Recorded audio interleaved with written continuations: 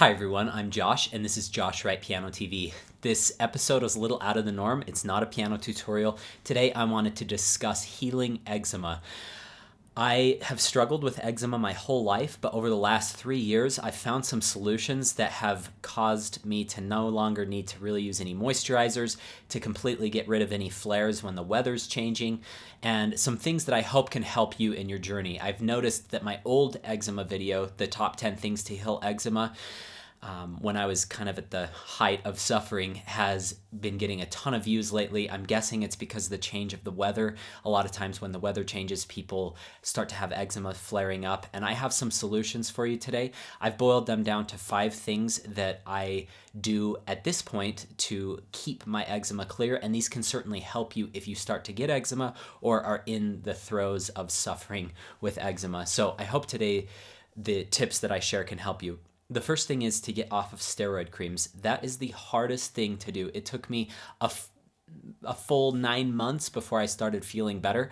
And at month 3, after I stopped steroid creams, I was in some of the worst pain of my life. My whole body was breaking out, suffering at a degree that I'd never really suffered before physically. You feel like your whole body is on fire at all times. But I can promise you it's worth it, because what those steroid creams are doing is they're masking your body's natural immune response. So they calm down your body's immune response to certain elements, either in your environment or in your diet.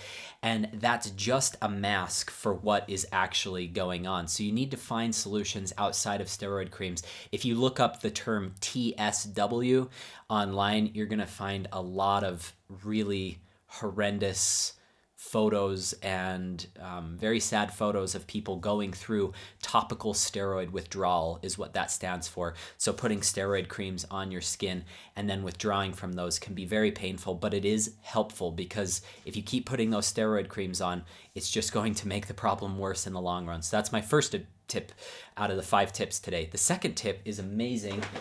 It is taking dead sea salt baths. This is called Minera, M-I-N-E-R-A. I'll link all these products that I'm talking about in the description below, just Amazon links. What I'll do at this point is I'll take a warm sea salt bath every 2 or 3 days, and I put 3 cups in a bath that's about 3/4 of the way full. You can put 4 cups in. I don't know if I'd go much more than that, but I also would not do 1 cup. It's not going to hurt you to do 3 cups in there. I've actually noticed this has helped cure my little daughter.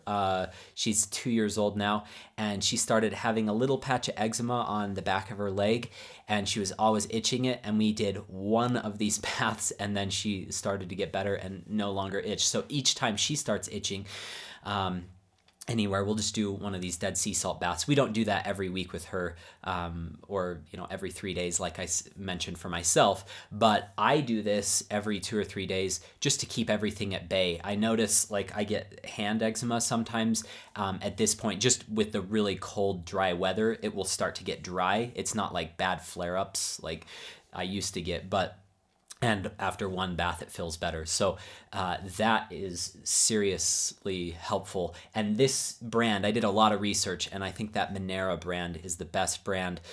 It comes right from the Dead Sea. It gets to you fast. I just buy a box of 60 pounds worth. This is a 20-pound bag. So as of today, I think a 20-pound bag's like $40, but if you get 3 of those, it's like $100, and that lasts me for quite a few months. And honestly, that's like some of the best money I spend, because it keeps me sane and not itching. The second thing I'd like to remind each of you of, the third thing is to not eat a lot of dairy. I notice when I drink milk or eat ice cream or eat a lot of cheese or something like that, my skin can flare up again. So just be careful to watch your diet. I also don't eat nearly as much meat as I used to. I actually went vegan for about 6 months. And now to get my protein, I use this stuff called Orgain, organic protein powder. I'll also link that in this description below if you feel like you're not getting enough protein on a vegan diet. I can't eat any nuts because I'm allergic to nuts. So a vegan diet's really tough for me because I'm allergic to so many things that are on the vegan diet. But that can really help as well. So cut out the dairy and try maybe not eating as much meat. I noticed when I went vegan for those 6 to 8 months or however long it was, my skin completely didn't have really any issues at all either. And now that I'm eating a little bit of meat back in my diet, the baths just keep it at bay. I found that I was feeling a little bit weak when I wasn't eating meat, so that was just my own personal preference. So now when I work out, I'll just eat that organic vegan protein powder, and that feels like, okay, I feel better now. The fourth thing that I want to talk about is just this shampoo. I know and I use this as body wash too. This is just called Free and Clear shampoo. And conditioner.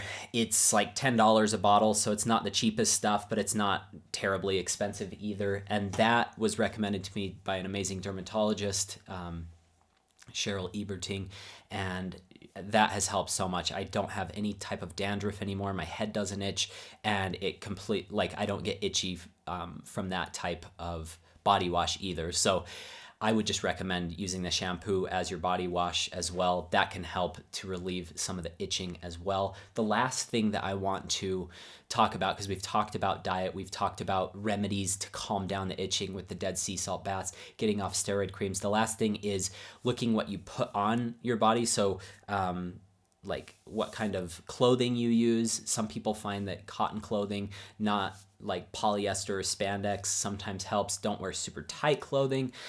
It's all personalized, but I do use this stuff. This is just called All Free. This is in the US, it's very popular. But just try to get a laundry detergent that is free of any dyes or perfumes. Those can really help because some of those dyes and perfumes can be agitated. Also, I don't wear any type of cologne. I obviously use deodorant, but I wouldn't recommend using cologne or perfume, as some of those chemicals can cause your skin to react as well. So I hope those 5 things can help. Again, get off the steroid creams. The next line of defense, I think, is those Dead Sea salt baths. Switching your diet up, maybe switching to some organic protein powder, or maybe trying vegetarian diet for a while. Get off of so much meat and avoid that dairy as much as possible. Dairy is just terrible, I've noticed, for my skin. Number 4 is the Free and Clear shampoo, and number 5 is the All Free laundry detergent. So I hope that helps each of you.